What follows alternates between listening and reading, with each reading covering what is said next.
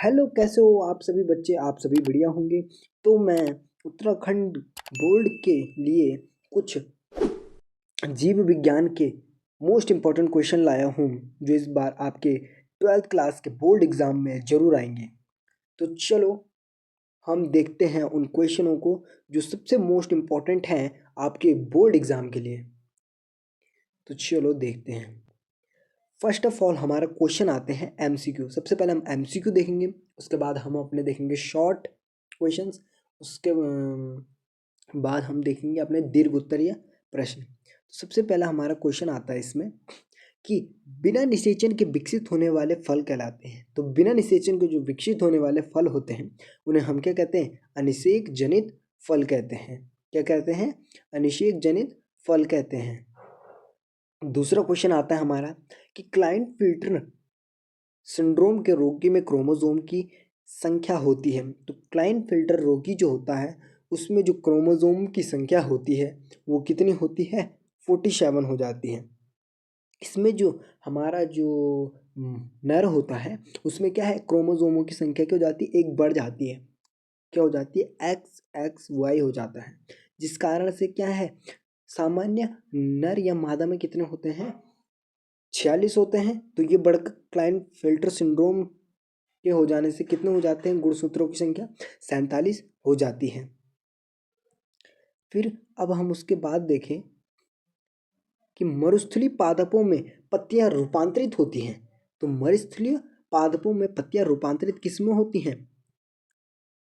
कांटों में होती हैं। ठीक है, क्योंकि कुछ सूखा पड़ने के कारण क्या हो जाती है? पत्तियां मुड़ जाती है, तो वो क्या है, अपने आप को कांटों में ढाल देती है, कांटे के रूप में ढाल देती है। फिर हमारा आता है क्वेश्चन चौथा कि प्रतिजैविक का निर्माण होता है। प्रतिजैविक का निर्माण किससे होता है?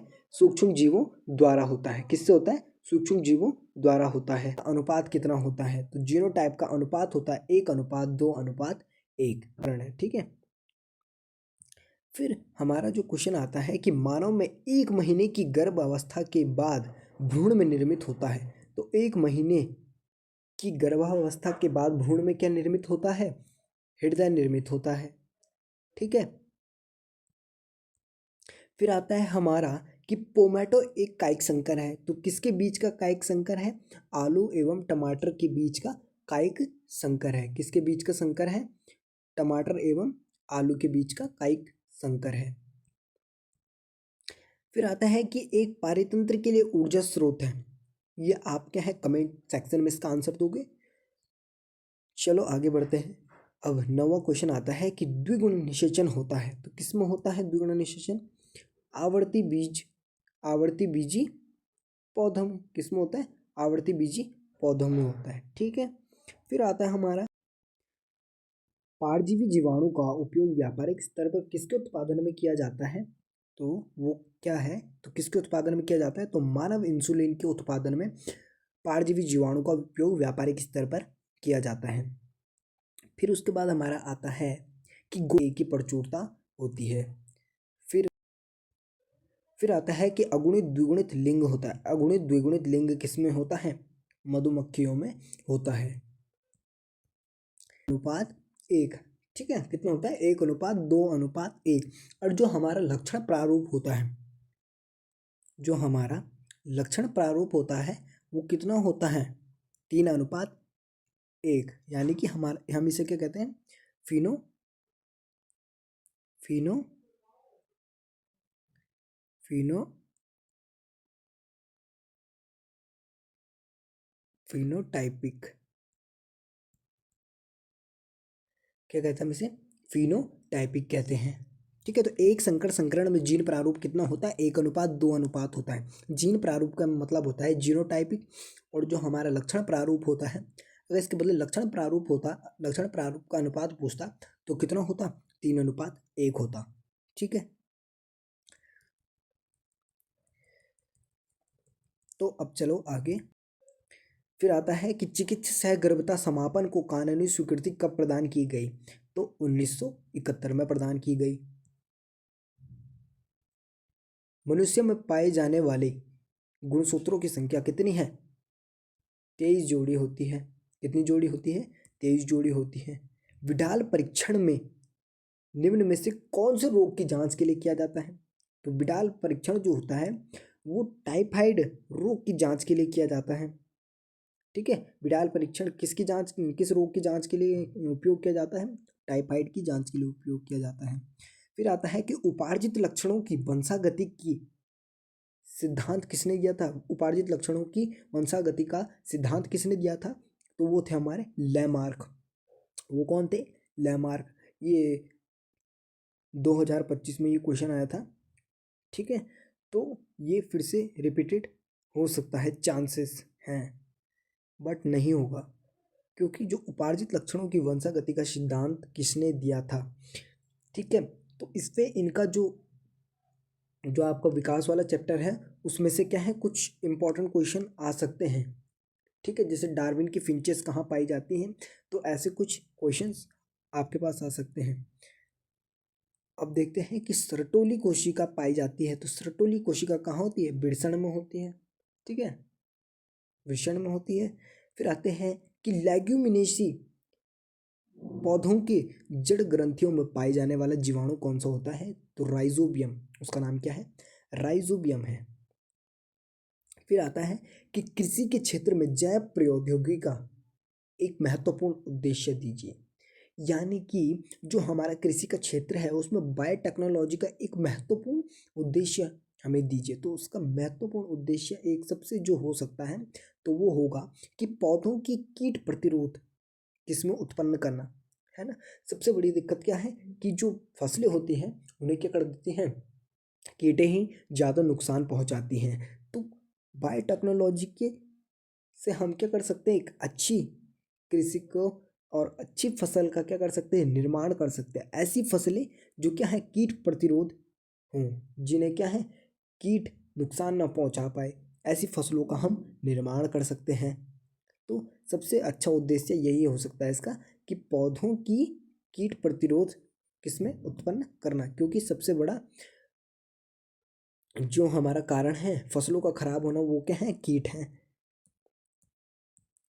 फिर आता है कि ऊर्जा का पिरामिड होता है, तो ऊर्जा का पिरामिड सदैव सीधा होता है। ठीक है, पारिस्थितिक तंत्र में मनुष्य का पोषण स्तर क्या होता है? तो पारिस्थितिक तंत्र में जो मनुष्य का पोषण स्तर होता है वो सर्वोच्च होता है, यानी कि सर्वोच्च का मतलब चतुर्थ पोषण स्तर इनका होता है।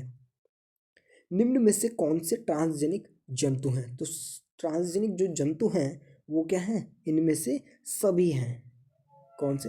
सभी हैं, यानी कि उपरोक्त सभी।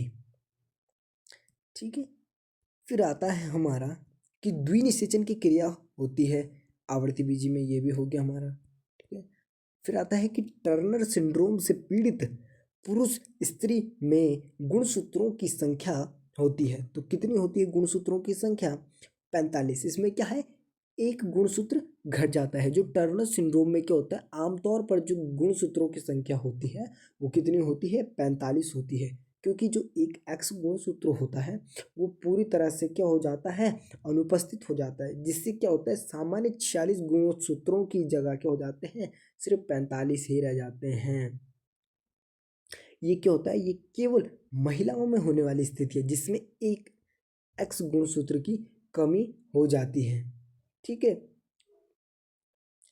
अब आगे बात करें हमारे क्वेश्चंस की, तो एक क्वेश्चन है कि द्विनाम पद्धति के अनुसार मनुष्य का जीव वैज्ञानिक नाम क्या है? ये तो आपको पहले से ही पता है, छोटी क्लासों में भी आपने पढ़ा होगा।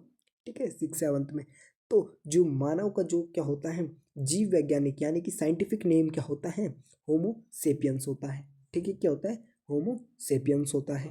फिर आता है कि एंटीबायोटिक्स का निर्माण होता है, तो एंटीबायोटिक्स का निर्माण किससे होता है, सूक्ष्म जीवों द्वारा होता है। तो चलो अब करते हैं हम लघु उत्तरीय प्रश्न, देखते हैं अब हमारे कुछ most important questions for UK board. ठीक है, 26 27 के लिए। ये मतलब मैंने बहुत गहन अध्ययन करके इनको ढूंढा है, पुराने प्रश्न पत्रों को देखा है। ठीक है, और उसमें से क्वेश्चन छांट कर आपको दे रहा हूँ, क्योंकि ये क्वेश्चन जो हैं ये बार बार रिपीट भी होते हैं, और जो ये क्वेश्चन है ये बार बार क्या है, टीचर इन्हीं को ही क्या कर देता है, दे देता है। तो मैं आपको वही क्वेश्चन बता रहा हूँ जो एग्ज़ाम में आने वाले हैं, 100% आएगा ही आएगा। तो जो टैपिटम है, तो टैपिटम का क्या कार्य है, पहला क्वेश्चन क्या है कि टैपिटम का क्या कार्य है। तो टैपिटम का जो कार्य है, विकासशील पराग कणों को पोषण देने का कार्य करता है। टैपिटम जो करता है वो क्या करता है, विकासशील जो हमारे परागकण होते हैं उन्हें पोषण देने का कार्य करता है। ठीक है, जो हमारे लघु बीजाणुधानी होती है, लघु बीजाणुधानी की क्या होती है, सबसे आंतरिक परत कौन सी होती है, लघु बीजाणुधानी की जो सबसे आंतरिक परत होती है वो कौन सी होती है, टैपिटम होती है।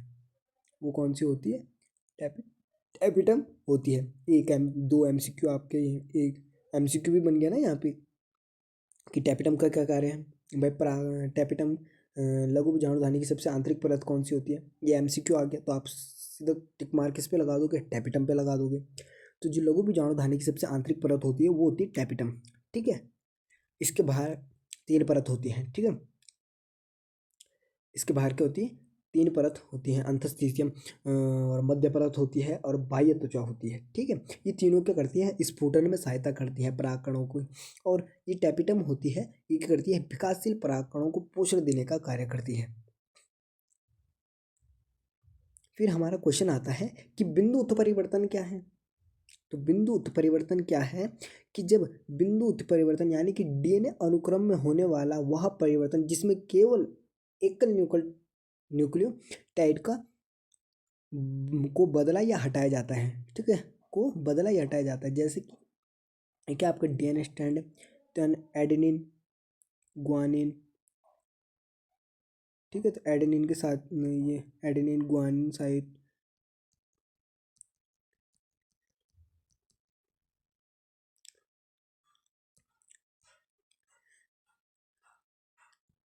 तो हमारा बिंदु उत्परिवर्तन क्या है कि बिंदु उत्परिवर्तन यानी कि पॉइंट म्यूटेशन, डीएनए अनुक्रम में होने वाला वह परिवर्तन जिसमें केवल एकल न्यूक्लियोटाइड को बदला या हटाया जाता है।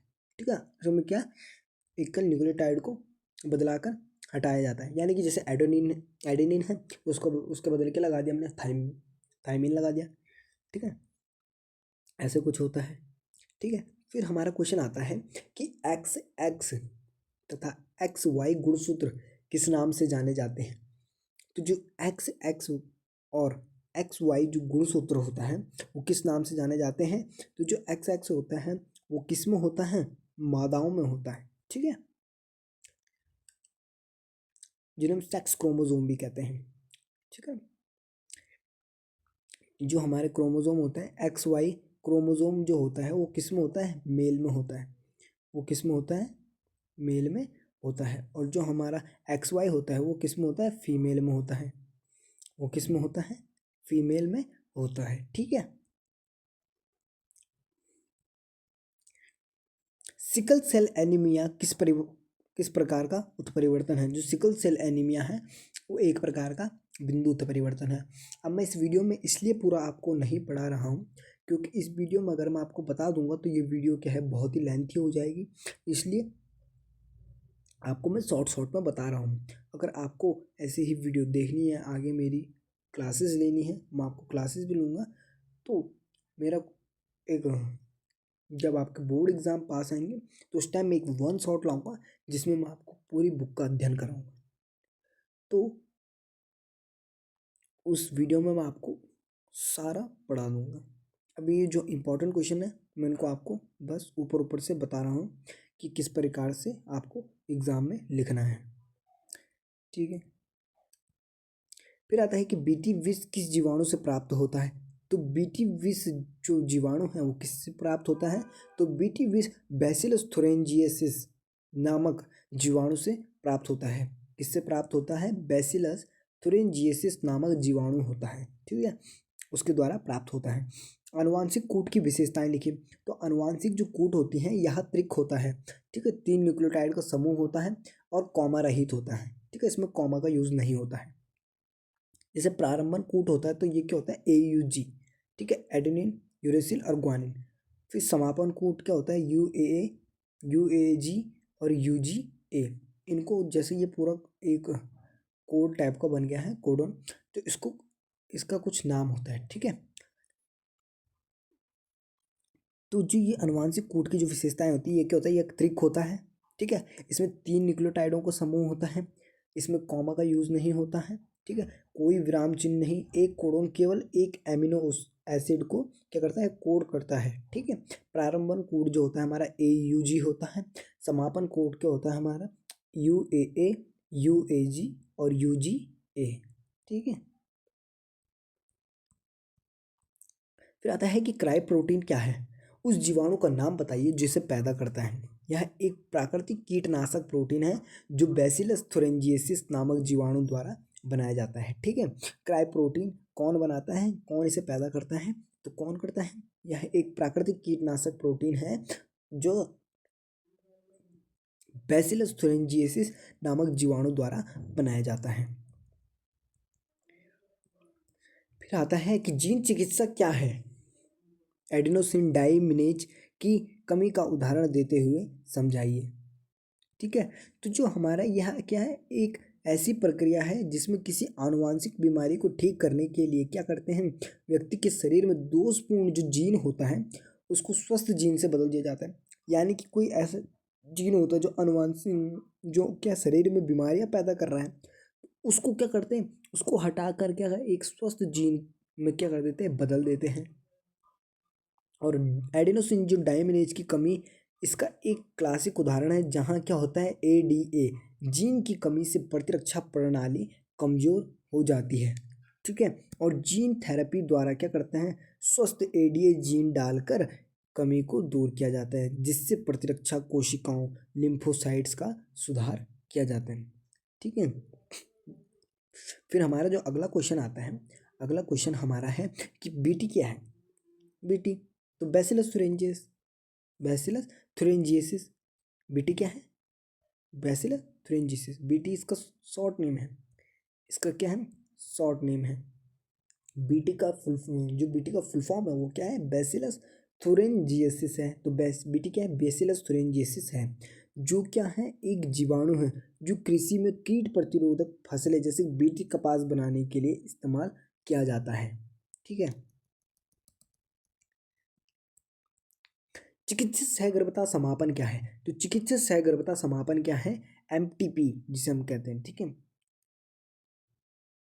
तो चिकित्सक सहगर्भता समापन गर्भावस्था के पूरा होने से पहले स्वेच्छा से या चिकित्सीय कारणों से गर्भ को समाप्त करने की प्रक्रिया है, जो अक्सर अवांछित गर्भधारण या मां भ्रूण के लिए खतरे की स्थिति में किया जाता है। अब जो चिकित्सित सहगर्भता समापन है, MTP है, ये क्या होता है, यानी कि जैसे कोई मादा है, अगर वो क्या करती है, उसे अगर अपना बच्चा नहीं चाहिए तो वो क्या करती है, उसको खत्म करने के लिए या उसे क्या करने के लिए उसे निष्कासित करने के लिए क्या है, एक ये प्रक्रिया होती है, ठीक है।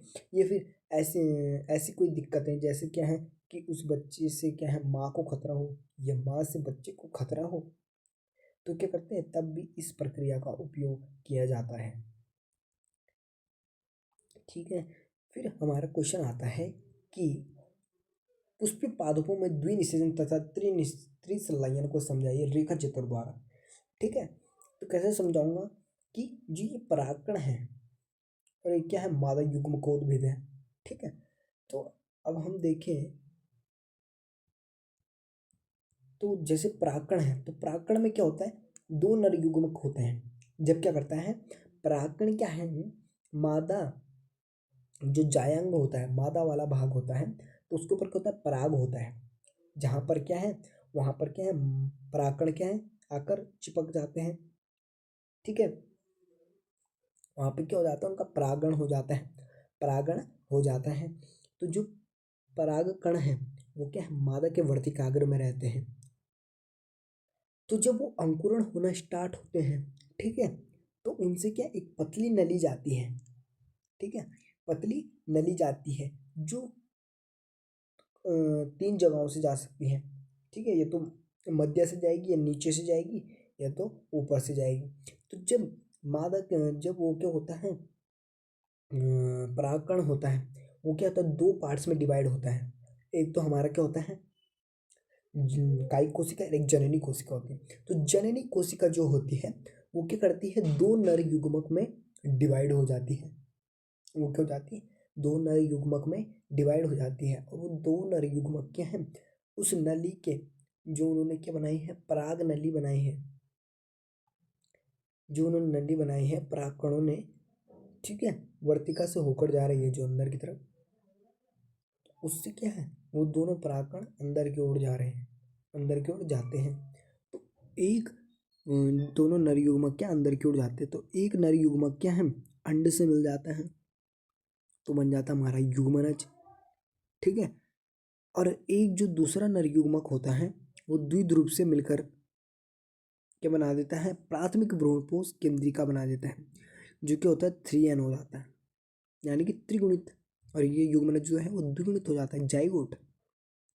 तो दोहरा निषेचन क्या होता है कि युग्मक संलयन होता है, इसमें युग्मक का संलयन होता है, यानी कि इसमें एक नर युग्मक प्लस अंड का क्या होता है, संलयन होता है, ठीक है।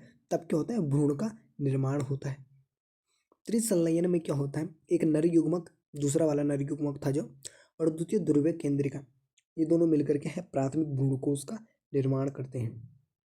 अपरा द्वारा किन्हीं 4 हार्मोनों के नाम लिखिए। तो क्या, मानव कोरियनिक, गोनाडोट्रोपिन, HCG और HPL, ठीक है। ह्यूमन प्लासेंटा, लैक्टोज, और एक हमारा हो गया एस्ट्रोजन, और हमारा चौथा हो गया प्रोजेस्ट्रॉन, ठीक है। ये 4 हमारे हार्मोन्स हो गए जो अपरा द्वारा उत्सर्जित होते हैं, ठीक है। फिर आता है कि आर्तव चक्र क्या है। आर्तव चक्र का शॉर्ट अगर 2 नंबर में आएगा तो छोटा सा लिखना है, और 5 या 5 तो नहीं पर 4 नंबर में आए, 4 या 3, 3 या 5, सॉरी 5, हाँ 3 या 5 नंबर में आए तो कैसे लिखना है, 3 या 5 में आए तो हमें उसे बड़ा लिखना है। अगर 2 नंबर में आए कि आर्तव चक्र क्या है तो उसको छोटे से 4-5 लाइन में उदाहरण देके बता देना है, ठीक है। तो आर्तव चक्र क्या है, मादा प्राइमेट्स जैसे मनुष्य, ठीक है, बंदर, कपी में होने वाला एक प्राकृतिक जनन चक्र है, जिसमें अंडाशय, गर्भाशय और हार्मोन के स्तर में मासिक रूप से बदलाव आते हैं, और यह चक्र आमतौर पर 28 से 29 दिनों का होता है, ठीक है। फिर आता है हमारा 14वां क्वेश्चन कि जैव विविधता क्या है। जैव विविधता संरक्षण की किन्हीं 2 विधियों का नाम लिखें। तो जैव विविधता क्या होती है कि जैव विविधता का अर्थ पृथ्वी पर पाए जाने वाले विभिन्न प्रकार के जीवों, पौधों, जानवरों, सूक्ष्म जीवों और उनके आवासों में पाई जाने वाली विविधता है, जो जीवन को बनाए रखती है। इसके संरक्षण की 2 प्रमुख विधियां हैं, ठीक है। एक तो इन सीटू यानी कि यथास्थान संरक्षण, जैसे राष्ट्रीय उद्यान बनाना, एक्स सीटू बाह्य, ठीक है, राष्ट्रीय उद्यान बनाना इसी में आता है इन सीटू में। और जो एक्स सीटू है यानी कि बाह्य स्थान, इसमें क्या होता है, संरक्षण, जैसे चिड़ियाघर और जीन बैंक, ठीक है। और क्या कर सकते हैं हम, जो मवेशियाँ हैं उनके स्पर्म्स को हम क्या करते हैं, -196 डिग्री सेंटीग्रेड में क्या कर सकते हैं, भंडारित कर सकते हैं, ठीक है। ये भी 2 नंबर में आएगा तो इतना ही लिखना है, ये 3 में आएगा तो भी इतना ही लिखना है, ठीक है। फिर हमारा क्वेश्चन आता है कि अनुवांशिक रूपांतरित पौधों के उपयोग के कोई 2 लाभ लिखिए। तो अनुवांशिक रूपांतरित से यानी कि पौधों के 2 प्रमुख लाभ हैं, ठीक है। तो उच्च उपज और बेहतर पोषण, जैसे विटामिन ए युक्त गोल्डन राइस, ठीक है। ये क्या एक अनुवांशिक रूपांतरित फसल है, विटामिन ए युक्त गोल्डन राइस, ठीक है। तथा रोग और कीट प्रतिरोधक क्षमता, जैसे कीटनाशकों का उपयोग कम होता है और फसलें सूखे या ठंडे जैसे विपरीत परिस्थितियों को सहने में सक्षम बनाती है।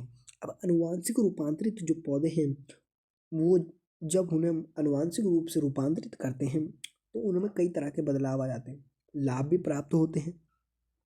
जिससे कुछ ऐसी फसलों का निर्माण होता है, ऐसे पौधों का निर्माण होता है जो क्या होते हैं, रोग और कीट प्रतिरोधक क्षमता को सह सकते हैं, ठीक है, जिनसे क्या है, जब भी उनमें कोई रोग आएगा या फिर उनमें कोई कीट आएगा तो वो ज़्यादा देर टिक नहीं पाएगा, ठीक है, जिससे उन्हें नुकसान भी कम होगा।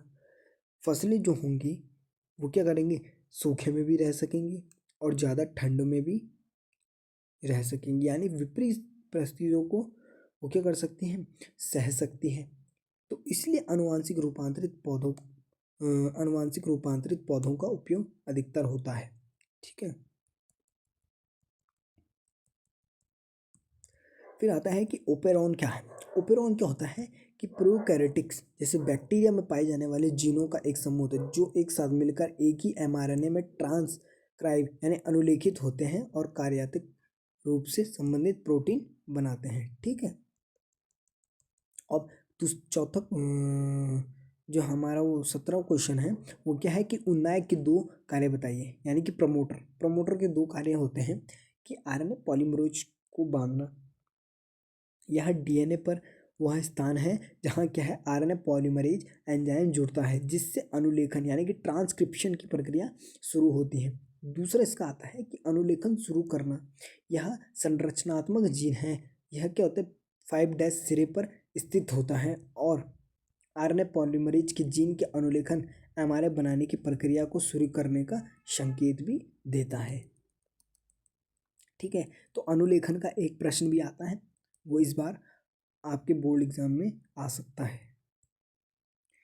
फिर एक और मोस्ट इंपॉर्टेंट क्वेश्चन आता है कि लिंग निर्धारण क्या होता है। मानव में लिंग निर्धारण का उल्लेख कीजिए, वो भी रेखा चित्र द्वारा, ठीक है। तो मानव में लिंग निर्धारण वह प्रक्रिया है जिसमें गुणसूत्रों के एक विशेष संयोजन द्वारा तय होता है कि संतान लड़का होगा या लड़की, ठीक है। यानी कि अगर जैसे जो हमारा फादर है, ठीक है, उसमें क्या है एक्स वाई है, ठीक है, एक्स वाई होता है, नर में क्या होता है एक्स वाई होता है, और मदर में क्या होता है, यानी कि जो मादा होती है उसमें क्या होता है एक्स एक्स होता है, ठीक है। तो जो हमारा नर है उसमें से अगर एक्स आ जाए, और मदर में तो एक्स ही होते हैं दोनों, ठीक है, तो उसमें से भी एक एक्स आ जाए तो क्या हो जाता है, एक लड़की का क्या हो जाता है, जन्म हो जाता है। अगर फादर से क्या होता है वाई आ जाए और मदर से एक्स आ जाए तो क्या होता है, लड़के का जन्म होता है, ठीक है। यहाँ पर दिखाया गया है, यहाँ पर रेखा चित्र द्वारा बताते हैं आपको भी, ठीक है। जैसे ये क्या है फादर है, ये हमारे मदर है, इन पे क्या एक्स वाई गुणसूत्र है फादर के पास, और क्या है मदर के पास क्या एक्स एक्स क्रोमोसोम है। अगर अगर क्या हो, जो फादर है हमारा उसमें से क्या है, अगर एक्स आ जाए, ठीक है, और माता में से में क्या हो जाए एक्स आ जाए तो क्या हो जाता है, गर्ल बेबी का निर्माण हो जाता है। अगर पिता में से क्या है वाई क्रोमोसोम आता है तो वाई क्रोमोसोम आता है, और मादा में से क्या आता है एक्स क्रोमोसोम आता है तो वाई बेबी का निर्माण होता है, ठीक है। उसी प्रकार से यही एक्स फादर में से आता है और मादा में से भी एक्स आता है तो गर्ल बेबी, और फादर में से वाई आता है और मादा में से एक्स आता है तो वाई बेबी, यानी कि 50-50% 50-50 परसेंटेज यानी 50-50 चांसेस हैं कि क्या होगा, एक लड़के का निर्माण होगा या लड़की का निर्माण होगा। वो किस पे निर्भर करता है, फादर पे निर्भर, यानी कि जो नर होता है उस पर निर्भर करता है, ठीक है, कि जो आने वाला संतान है उसकी उत्पत्ति यानी कि जो गर्ल होगी या बॉय होगा, ठीक है, वो फादर पे निर्भर करता है। क्योंकि मदर के पास क्या है दोनों ही क्रोमोसोम क्या है एक्स एक्स है, पर जो फादर है उसके पास क्या है दोनों अलग अलग क्रोमोसोम है। किस प्रकार की विषाणु के कारण एड्स होता है, इसकी आनुवांशिक सामग्री का नाम बताइए। एड्स जो होता है वो ह्यूमन इम्यूनोडेफिशिएंस वायरस एचआईवी नामक रेट्रोवायरस के कारण होता है, और इसकी आनुवांशिक सामग्री सिंगल स्टैंड आरएनए होती है, ठीक है, जो अपनी जानकारी को डीएनए के बजाय आरएनए के रूप में संग्रहित करता है और शरीर की प्रतिरक्षा प्रणाली पर हमला कर देता है, ठीक है। एड्स इतनी खतरनाक बीमारी है, इसका कोई भी अभी भी इलाज नहीं हो पाया है। ठीक है, फिर आता है हमारा कि मटर, ये वाला क्वेश्चन आ सकता है आपके एग्जाम में, ये मोस्ट इम्पोर्टेंट है कि जो मटर है, तो मटर के एक शुद्ध लंबे यानी कि कैपिटल टी तथा शुद्ध बौने स्मॉल टी पौधों का संकरण कराया गया तो F1 पीढ़ी व F2 पीढ़ी में किस प्रकार के पौधे प्राप्त होंगे, सचित्र वर्णन कीजिए। तो देखिए, तो शुद्ध लंबे टीटी और शुद्ध बौने मटर के पौधों के संकरण से F1 पीढ़ी में सभी पौधे के लंबे होंगे, क्योंकि लंबाई क्या एक प्रभावी लक्षण है, जबकि F1 पीढ़ी के जो पौधे होंगे उनका आपस में स्वपरागण कराया जाता है, तो F2 पीढ़ी में लंबे और बौने पौधे 3:1 में मिलते हैं, जहाँ जीनोटाइप क्या होता है 1:2:1 होता है। ठीक है, अभी दिखाते हैं आपको इसका क्रॉस, ये है। ठीक है, हमने क्या किया, शुद्ध लंबा लिया और क्या है शुद्ध बौना लिया। तो शुद्ध लंबा शुद्ध बौने का हमने क्या कराया, इनका हमने क्या कराया, क्रॉस कराया। तो हमें क्या मिला, टॉल मिला। फिर हमें क्या मिला, टॉल मिला। फिर हमें टॉल मिला। फिर हमें डॉर्फ मिला, यानी कि 3:1। ठीक है, 3 हमें लंबे मिले और हमें क्या है एक बौना प्राप्त हुआ। ठीक है, F2 जनरेशन में। तो ये इसका क्या हो गया, लक्षण प्रारूप हो गया। अगर हम इसकी जीनोटाइप की बात करें तो जीनोटाइप में इसका क्या है, यानी कि जो शुद्ध है एक तरीके से शुद्ध लंबा, तो शुद्ध लंबा इसमें क्या है एक ही है, और जो हमारे शुद्ध लंबे नहीं हैं, ठीक है, तो वो कितने हैं, उनकी संख्या 2 है। ठीक है, और जो हमारा शुद्ध बौना उसकी लक्षण उसका संख्या कितनी 1 है, तो 1:2 ये इसका क्या हो गया, जीनोटाइपिक हो गया। ठीक है, इसका क्या हो गया, जीनोटाइपिक हो गया। और 3:1 इसका क्या हो गया, लक्षण प्रारूप हो गया, यानी कि फिनोटाइपिक हो गया। ठीक है, बहुत ही इजी क्वेश्चन है। ठीक है, या आप ऐसे बॉक्स बनाकर कर सकते हैं। ठीक है, इसमें क्या करना है, ऐसे कराना है इन दोनों का और इसका एक कैपिटल टी और एक स्मॉल टी का क्रॉस करा लेना, बॉक्स बना लेना। यहाँ पे कैपिटल टी लिख लेना और यहाँ पे स्मॉल टी, फिर ऊपर भी एक कैपिटल टी एक स्मॉल टी उसके बगल में, फिर इनका क्रॉस कराना ऐसे में। ठीक है, इनका क्रॉस करा देना ऐसे में, देखो इस प्रकार से क्रॉस कराओगे तो कैपिटल टी प्राप्त हुआ। ठीक है, फिर इसका इससे क्रॉस कराओगे तो क्या प्राप्त हुआ, कैपिटल टी स्मॉल टी। ठीक है, फिर इसका इसके साथ क्रॉस कराओगे, ठीक है, इसका इसके साथ क्रॉस कराओगे तो ये प्राप्त हो हमें। ठीक है, फिर इसका इसके साथ क्रॉस कराओगे तो हमें ये वाला प्राप्त हो गया। ठीक है, समझ में आ गया।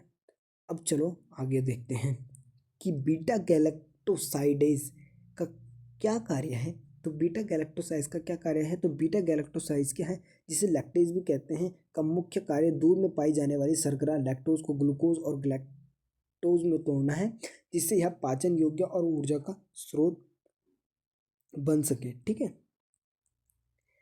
अब आगे देखते हैं हमारा 22वां क्वेश्चन, अनुलेखन तथा अनुवाद में अंतर स्पष्ट कीजिए।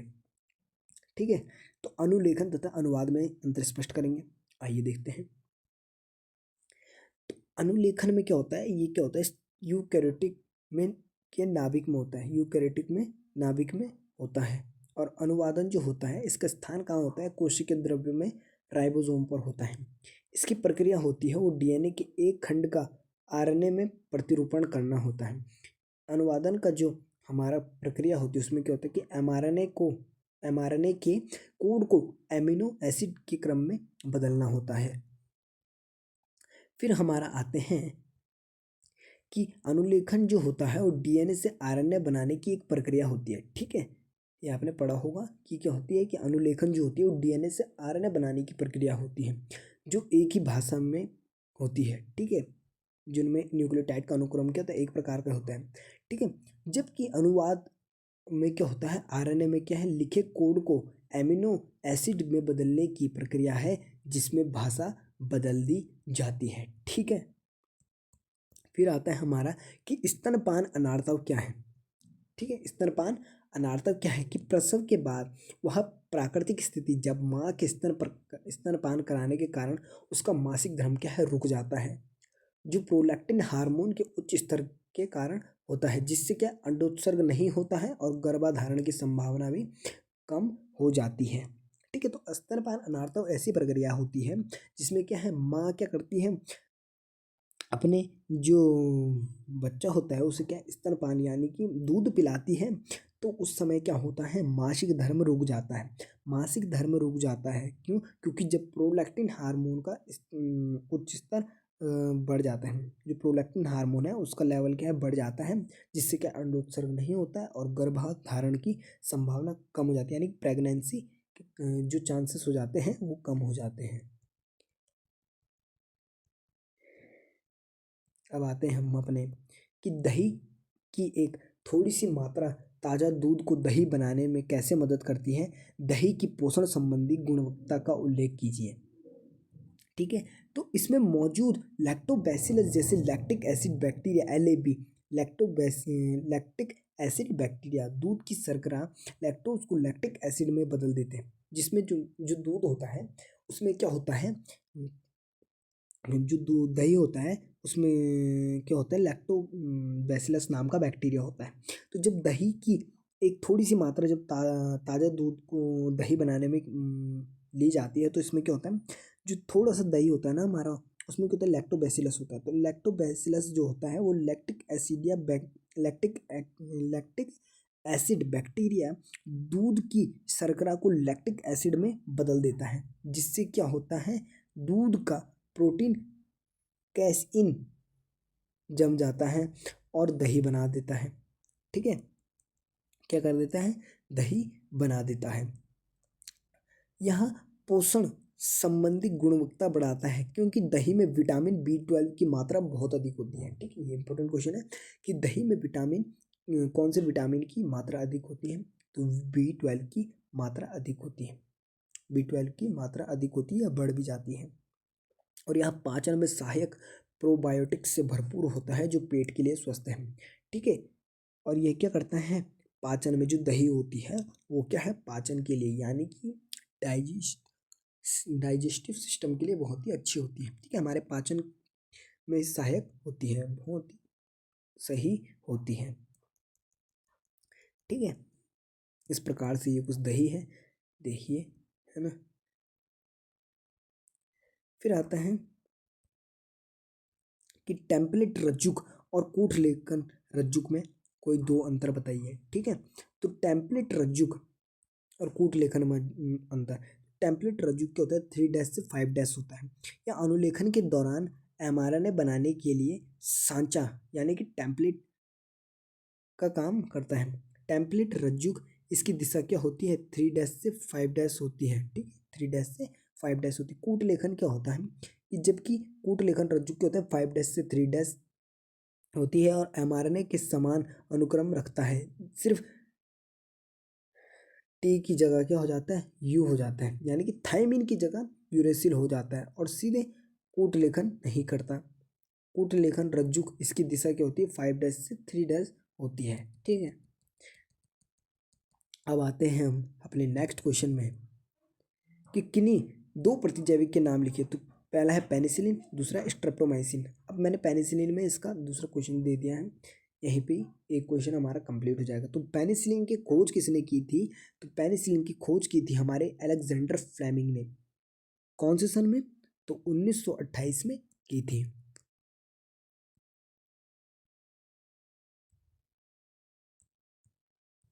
अब देखते हैं कि मनुष्य में प्रतिरक्षा तंत्र के 4 अंगों के नाम लिखिए।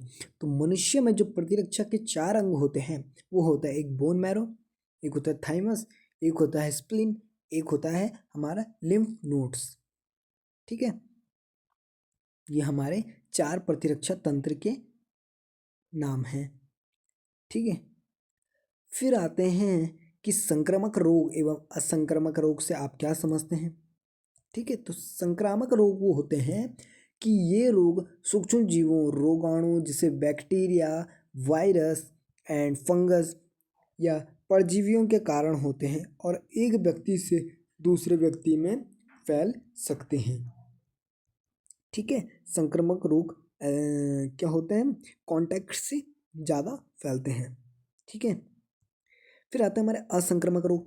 ऐसे रोग, ठीक है, ऐसे रोग जो किसी बाहरी रोग अणु के कारण नहीं होते बल्कि शरीर के अंदरूनी कारकों जैसे आनुवांशिक आनुवांशिक दिक्कतों के कारण भी हो सकते हैं।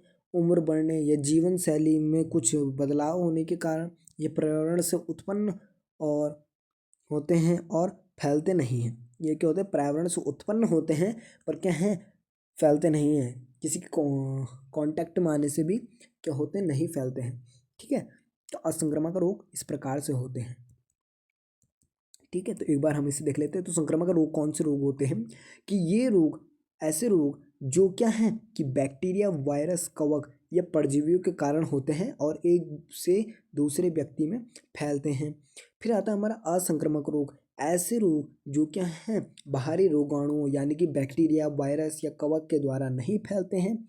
यह क्या है, शरीर के अंदरूनी अंदरूनी कारकों जैसे आनुवांशिक दिक्कत के कारण या उम्र बढ़ने के कारण या जीवन शैली में बदलाव के कारण या पर्यावरण से उत्पन्न होते हैं और फैलते नहीं हैं।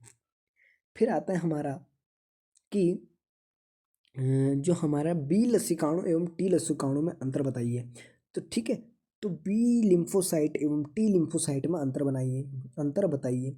जो हमारा बी लिम्फोसाइट होता है वो अस्थि मज्जा में परिपक्व होता है। ठीक है, ठीक है, इसीलिए हम इसे क्या कहते हैं, बी लिम्फोसाइट कहते हैं, यानी कि बोन मैरो से होता है ना।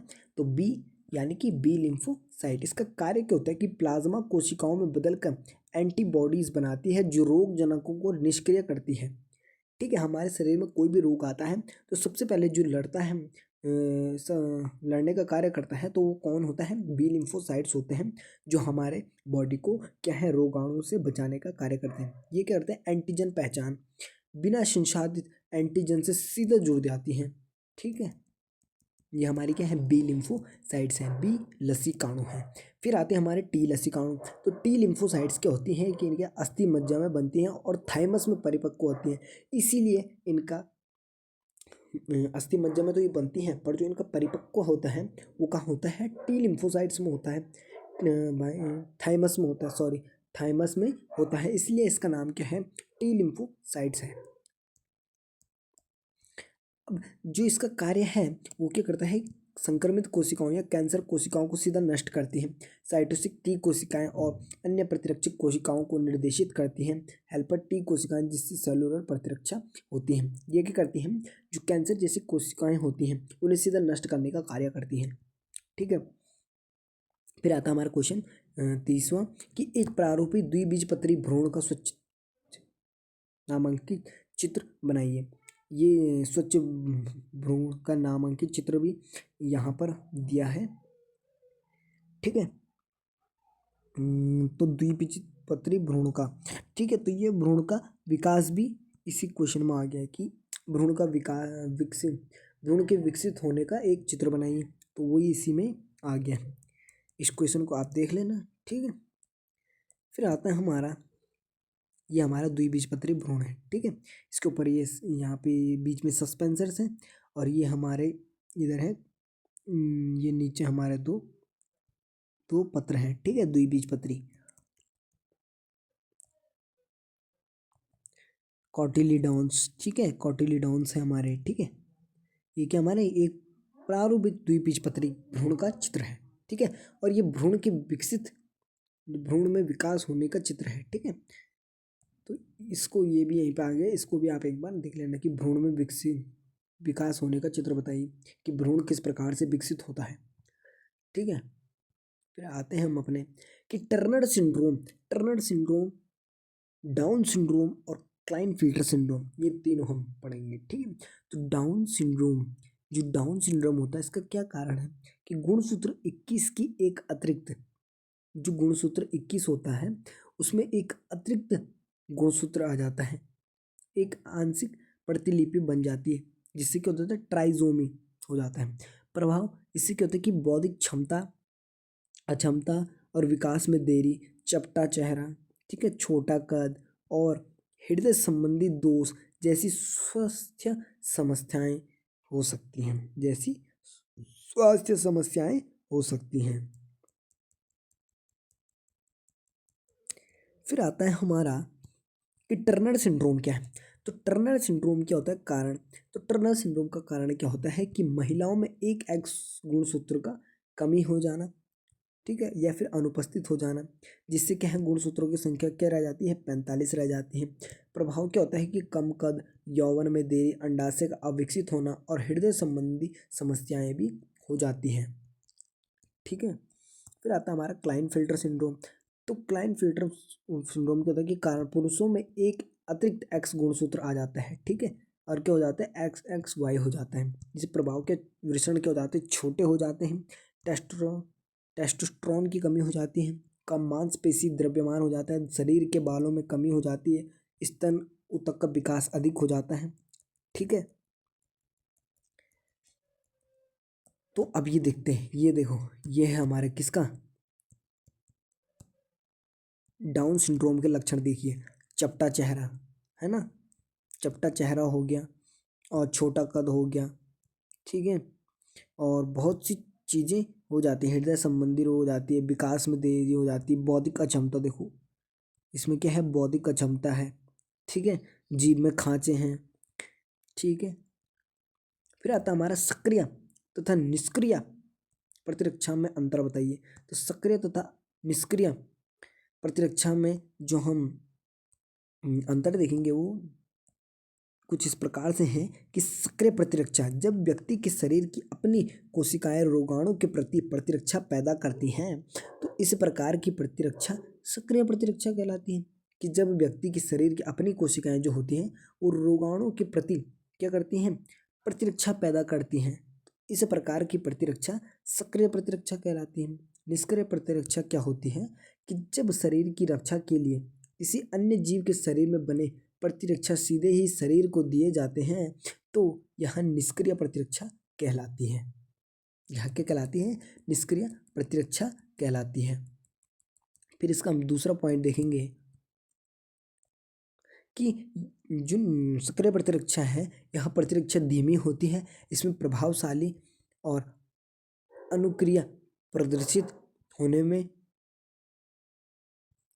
में अधिक समय लगता है, ठीक है। फिर इसका तीसरा कारण है कि यह पूरे जीवन कार्य करती है, दीर्घकालीन उदाहरण मानव में चेचक के प्रति प्रतिरक्षा, ठीक है। फिर आता है हमारा निष्क्रिय प्रतिरक्षा। यह प्रतिरक्षा तुरंत प्रभाव दिखाती है, ठीक है, इसका प्रभाव कुछ समय के लिए होता है, ठीक है। उदाहरण जैसे मानव में टिटनेस, रेबीज आदि रोग में टीकाकरण द्वारा प्रतिरक्षा में उपयोग किया जाता है, ठीक है।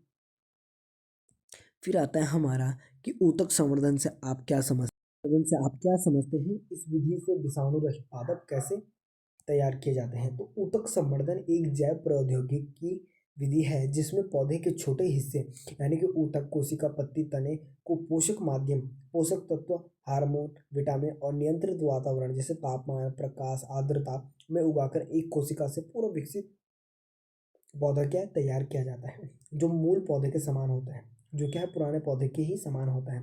इस विधि से विषाणु रहित पौधे बनाने के लिए बीजोतक संवर्धन का उपयोग किया जाता है, क्योंकि पौधे के जो बीजोतक होते हैं उसमें विषाणु क्या होते हैं, अक्सर नहीं होते हैं, जिससे विषाणु रहित पौधा तैयार किए जाते हैं। यह प्रक्रिया सूक्ष्म प्रवर्धन कहलाती है, ठीक है।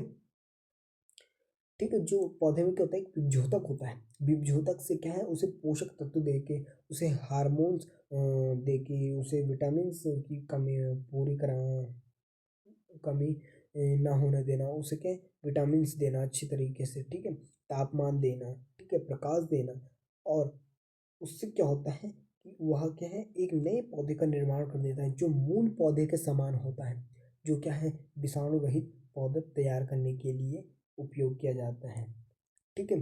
फिर हमारा 34वें नंबर का क्वेश्चन आता है कि उस पारस्परिक क्रिया का नाम लिखिए जिसमें एक जाति को तो लाभ होता है, किंतु जो दूसरी लाभ है उस जो दूसरी जाति है उसे न लाभ होता है और न हानि होती है।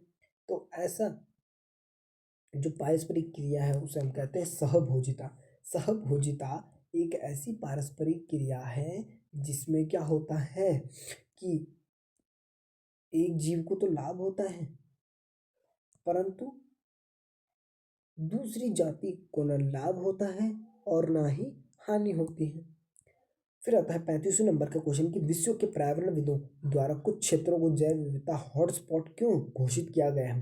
भारत के किन्हीं दो जैव विविधता के नाम लिखिए, हॉटस्पॉट क्षेत्रों के नाम लिखिए। तो भारत में पश्चिमी घाट और पूर्वी हिमालय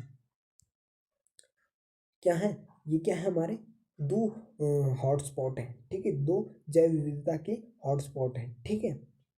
प्रमुख जैव विविधता हॉटस्पॉट हैं जहां पौधे और जानवरों की कई अनोखी प्रजातियां पाई जाती हैं, लेकिन वे खतरे में हैं, ठीक है। अब वो खतरे में क्यों है, मनुष्य के वजह से वो खतरे में है, क्योंकि आज का जो मनुष्य है वो क्या है, बिल्कुल लापरवाह हो गया है, अपने लाभ के लिए जानवरों को क्या है हानि पहुंचा रहा है, जीव जंतुओं पौधों को क्या है हानि पहुंचा रहा है, ठीक है। तो विलुप्त होने से बचाई जाने वाली प्रजातियों की संख्या उपलब्ध संरक्षण संसाधनों से कहीं अधिक है, इसलिए संरक्षणवादियों ने कुछ क्षेत्रों को ऐसे क्षेत्रों के रूप में घोषित किया है जहां प्रजातियों की विविधता और स्थानिक प्रजातियों की अधिकता है, ताकि इन क्षेत्रों को अधिकतम संरक्षण दिया जा सके। निम्नलिखित पर संक्षिप्त टिप्पणी लिखी है। एक हरित क्रांति पर टिप्पणी आ गई कि हरित क्रांति 1960 और 1970 के दशक में शुरू किए गए कृषि नवाचारों और प्रथाओं को संदर्भित करती है, जिसने विशेष रूप से भारत जैसे विकासशील देशों में खाद्य उत्पादन में उल्लेखनीय वृद्धि की। इसका महत्व कृषि प्रथाओं को बदलने, खाद्य सुरक्षा, आर्थिक विकास और भूख एवं गरीबी को कम करने में इसकी भूमिका निहित है, ठीक है। ये छोटे शॉर्ट क्वेश्चन में इसका टिप्पणी लिखने के लिए आ सकते हैं, ठीक है। बीटी आ गया कि बीटी क्या है, बीटी बैसिलस thuringiensis एक जीवाणु है जो प्राकृतिक रूप से क्रिस्टल प्रोटीन उत्पन्न करता है। यह प्रोटीन कीटों के लिए हानिकारक होता है, इसके नाम पर ही बीटी फसलों का नाम है, जैसे बीटी कपास, ठीक है। फिर आता है हमारा आयुसीएन के अनुसार, ठीक है, आयुसीएन के अनुसार 2000 तक पौधों 2004 तक पौधों और जंतुओं की कितनी प्रजातियों का वर्णन किया गया है। तो बट मेम ने वैश्विक जाति विविधता को वैज्ञानिक रूप से कितना आंकलित किया गया है। तो 2000 तक आईयूसीएन के अनुसार 1.5 मिलियन यानी कि 15 लाख से अधिक पौधों और जंतुओं का की प्रजातियों का वर्णन किया गया है, जबकि रॉबर्ट मे जो थे उनके अनुसार क्या वैश्विक प्रजाति विविधता का अनुमान लगभग 7 मिलियन यानी कि 70 लाख बताया था। हालांकि वास्तविक संख्या 20 से 25 मिलियन तक हो सकती है, ठीक है। फिर आता है हमारा एक क्वेश्चन जो बहुत इंपॉर्टेंट है, ये पिछले साल आया था, छोटा सा 2 नंबर में, ठीक है, क्या पता इस साल बड़े नंबर में आ सकता है, ठीक है। तो ये भी मोस्ट इंपॉर्टेंट है कि शुक्राणु जनन एवं अंडाणु जनन का केवल आरेखीय निरूपण कीजिए, केवल आरेखीय निरूपण करना है, इसके बारे में नहीं बताना है, ठीक है। तो शुक्राणु जनन का ये आरेखीय निरूपण आप देख लीजिए, यहाँ पे कुछ इस प्रकार से है, ठीक है, यहाँ पे, ठीक है। शुक्राणु का चित्र भी यहीं पे दे दिया मैंने। वैसे जो हमारे चित्र की जो वीडियो है, जो मोस्ट इम्पोर्टेंट चित्र हैं उनकी वीडियो एक अलग आएगी, जिसमें आपको मैं सारे इम्पोर्टेंट चित्र बना के भी दिखाऊंगा, और क्या है बताऊंगा कि ये सारे चित्र बताऊंगा, ठीक है, और उनको बना के भी दिखाऊंगा जो आपके बोर्ड के लिए बहुत इंपॉर्टेंट होंगे, ठीक है। तो शुक्राणु जनन जो होता है उसमें क्या होता है, पहले सूत्री विभाजन होता है, जिससे क्या होता है विभेदन होता है, जिससे प्राथमिक शुक्र कोशिकाओं का निर्माण होता है। फिर प्रथम अर्धसूत्री विभाजन होता है, ठीक है, जिससे द्वितीय शुक्राणु कोशिकाएं बनती है। फिर द्वितीय सूत्री अर्धसूत्री विभाजन होता है, फिर शुक्राणु पुरुषु का निर्माण होता है, फिर विभेदन होता है, फिर शुक्राणुओं का निर्माण हो जाता है। बस इतनी सी कुछ प्रक्रिया है, इसको आपको डिटेल में नहीं बता पा रहा हूँ क्योंकि वीडियो बहुत लंबी हो रही है, ठीक है। शुक्राणु जनन का आरेखीय निरूपण एवं शुक्राणु की संरचना भी यहीं पे दे दी है। फिर आता है अंडाणु जनन। अंडाणु जनन ये थोड़ा कॉम्प्लिकेट है, बट यहाँ पे आपको आसानी से समझा दूंगा कि प्रारंभिक जननिक कोशिका, इसमें समसूत्री विभाजन होगा, फिर अंड जननिक कोशिका बनेगी, फिर प्राथमिक अंड बनेगा, जो ये बड़ा वाला है ये प्राथमिक अंड है, फिर अर्धसूत्री विभाजन होगा पहला, फिर द्वितीयक अंडक बनेगा, ठीक है, फिर क्या बनेगा द्वितीयक अंडक बनेगा, और एक ध्रुवीय पिंड बनेगा, ठीक है। अर्धसूत्री विभाजन के बाद क्या होगा, अंडाणु का निर्माण हो जाएगा, ठीक है। प्रारंभिक जननिक कोशिका से अर्धसूत्री विभाजन तक ये जो एक प्रक्रिया है ये कब होती है, जन्म से, ये कब होती है, जन्म से पहले होती है। और ये क्या होती हैं, निषेचन से पहले होती हैं। ठीक है, अब चलो आगे देखते हैं कि पुनर्योगज एमए तकनीक का केवल आरेखीय प्रदर्शन कीजिए और PBr322 में कौन से प्रतिजैविक होते हैं। ठीक है, तो पुनर्योगज DNA तकनीक का केवल पुनर्योगज DNA। ठीक है, तो पुनर्योगज DNA देखें तो प्रदर्शित वांछित जीन जो होता है फॉरेन डीन, वह क्या होता है, वह फॉरेन DNA और वाहक का पृथक्करण होता है। इसमें क्या होता है कि एक जीव से वांछित जीन जैसे इंसुलिन जीन वाला DNA निकाला जाता है, मानव से वांछित जीन निकाला जाता है, और एक जीवाणु से प्लाज्मिड एक वृत्ताकार DNA को वाहक के रूप में निकाला जाता है। ठीक है, ये होता है प्लाज्मिड, ये DNA के जैसे होता है, DNA की कॉपी समझ लो इसे। ठीक है, ये कुछ इस प्रकार से होता है। अब आगे देखते हैं कि DNA खंडों को काटना। इसमें क्या करते हैं कि जो दोनों DNA होते हैं उनको क्या है, प्रतिबंध एंडोन्यूक्लियोज एंजाइम से विशिष्ट स्थानों पर काटा जाता है। ठीक है, जिससे वो सामान्य चिपचिपा सिरे छोड़ देते हैं। ठीक है, उनमें क्या है, जब उनको काटेंगे तो वो क्या है, उन पे चिपचिपे सिरे रह जाएंगे। ठीक है, फिर पुनर्योगज DNA का निर्माण, जिसमें वांछित DNA खंड को क्या करेंगे, प्लाज्मिड के कटे हुए हिस्सों में DNA लाइगेज एंजाइम की मदद से जोड़ा जाता है। इससे एक नया संकर DNA अणु बनता है जिसे पुनर्योगज DNA कहते हैं। ठीक है, जैसे ये देखो यहाँ पे आप डायग्राम से दिखा सकते हो एग्जाम में, ताकि आपका जो आंसर है वो और भी बेहतर लगे। जैसे बाहरी डीन है, फॉरेन डीन है, और ये क्या है, प्लाज्मिड है। तो हमने क्या, फॉरेन डीन को एक सही जगह से काटा और प्लाज्मिड को भी हमने क्या कर दिया, एक विशिष्ट स्थान पर काट दिया। ठीक है, अब इनको क्या कहना, हमने काट दिया एंडोन्यूक्लियोज द्वारा। ठीक है, जिसे हम आणविक कैंची कहते हैं। फिर हमने क्या करा, इसे क्या करा, DNA लाइगेज से जोड़ दिया, फिर इकोलाई के अंदर डाल दिया, फिर कोशिका विभाजन हुआ और हमारा क्या है, नए DNA का निर्माण हो गया। ठीक है, अब जो PBr322 प्लाज्मिड में दो मुख्य एंटीबायोटिक प्रतिरोधक जीन रेजिस्टेंस होते हैं, जैसे एम्पिसिलिन प्रतिरोधक जीन और टेट्रासाइक्लिन। ठीक है, अब देखते हैं हम आगे के क्वेश्चन। आगे हम देखेंगे दीर्घ उत्तरीय प्रश्नों को। ठीक है, जो आपके बोर्ड के लिए इम्पोर्टेंट है। आप ये पहला प्रश्न देख रहे हैं, ये जो प्रश्न है ये बहुत ही इम्पोर्टेंट प्रश्न है, बहुत ही ज़्यादा, यानी कि वेरी वेरी इंपॉर्टेंट क्वेश्चन। ठीक है, ये क्या है, very very very important question है। ठीक है, इस पे स्टार भी लगा देता हूँ मैं। ये क्या है, एकदम वेरी इंपॉर्टेंट क्वेश्चन है। ठीक है, कि गुरु बीजाणु जनन और लघु बीजाणु जनन में मुख्य अंतर बताइए। तो लघु बीजाणु जनन और गुरु बीजाणु जनन, इस प्रकार से आपको अपने पेज में लिखना है, दो पार्ट्स में डिवाइड करके। अब देखते हैं कि जो हमारा गुरु बीजाणु जनन है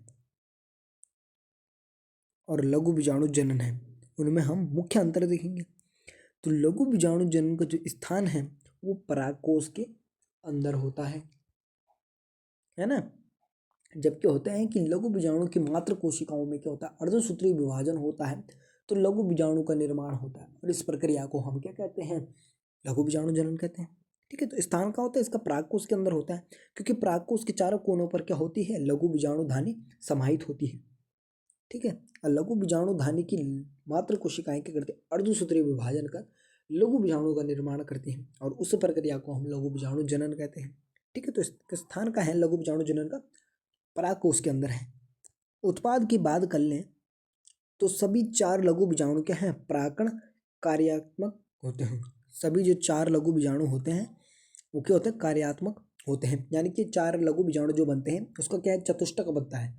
उस चतुष्टक क्या होता है, उसके बाहर एक कैलोस परत होती है, बाद में ये अलग विलग हो जाते हैं और एक परिपक्व परागकण का निर्माण कर देते हैं। फिर उसके बाद व्यवस्था की बात कर लें इसकी, तो लघु बीजाणु धानी चतुष्क फल, लघु बीजाणु जो होते हैं वो चतुष्क फल क्रम में होते हैं। ठीक है, चतुष्क बनता है उनका चार कोशिकाओं का समूह बनता है। वो क्या होती है, जो 4 कोशिकाएं होती है वो अगुणित होती हैं, ठीक है, बाद में विलग होकर परागकण का निर्माण कर देती हैं। ये बहुत ही इजी क्वेश्चन है। फिर आता हमारा स्थान किसका, गुरु बीजाणु जनन का। तो गुरु बीजाणु की बात कर ले हम, तो गुरु बीजाणु जो होता है वो कहाँ होता है, इसका स्थान होता है बीजांड के अंदर होता है ये, ठीक है, किसके अंदर होता है, बीजांड के अंदर होता है, बीजांड का के अंदर होता है। फिर इसको उत्पाद कर ले तो इसमें 4 बीजाणुओं में से केवल क्या है, एक ही कार्यात्मक होती है और बाकी 3 क्या हो जाती है, अपभ्रष्ट हो जाती है, नष्ट हो जाती है, ठीक है, और एक ही आगे जाके क्या है, विकास करती है। इसकी व्यवस्था की बात कर ले तो गुरु बीजाणु रेखीय क्रम में होते हैं। गुरु बीजाणु कैसे होते हैं, रेखीय क्रम में होते हैं। गुरु बीजाणु रेखीय क्रम में होते हैं, रेखीय क्रम में होते हैं। फिर अब हम आगे बात कर ले कि हार्डी-वेनबर्ग का सिद्धांत क्या है।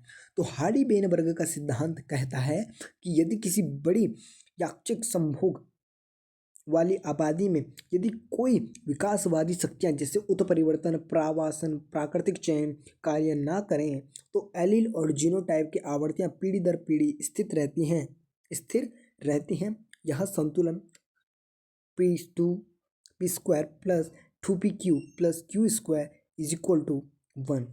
ये क्या है, इसका समीकरण है, हार्डी-वेनबर्ग की समीकरण क्या है, p² plus 2pq plus q² is equal to 1। ये हार्डी-वेनबर्ग का समीकरण है, इसको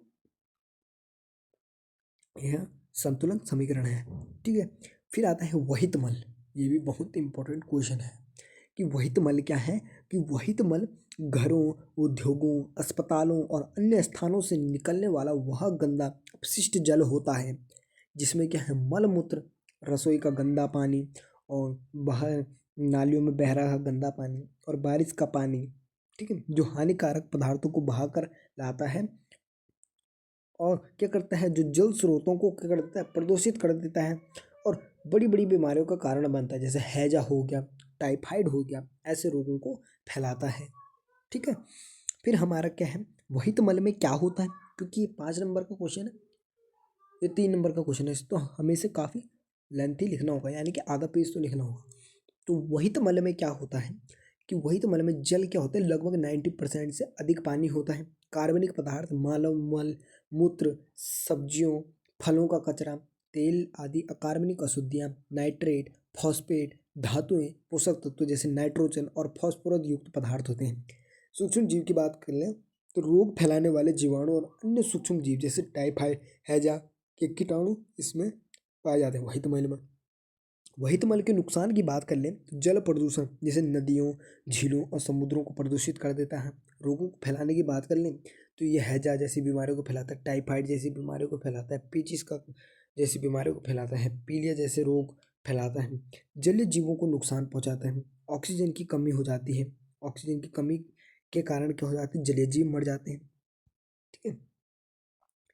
ये इसका क्या है, उपचार है, वही तो मल का उपचार है, ठीक है। उपचार का क्वेश्चन भी हम पढ़ेंगे, पर उपचार का क्वेश्चन आप पे आ सकता है, तो ठीक है। उपचार के बारे में बता दिया है कि पानी पाइप्स के द्वारा उपचार केंद्र में जाता है, ठीक है।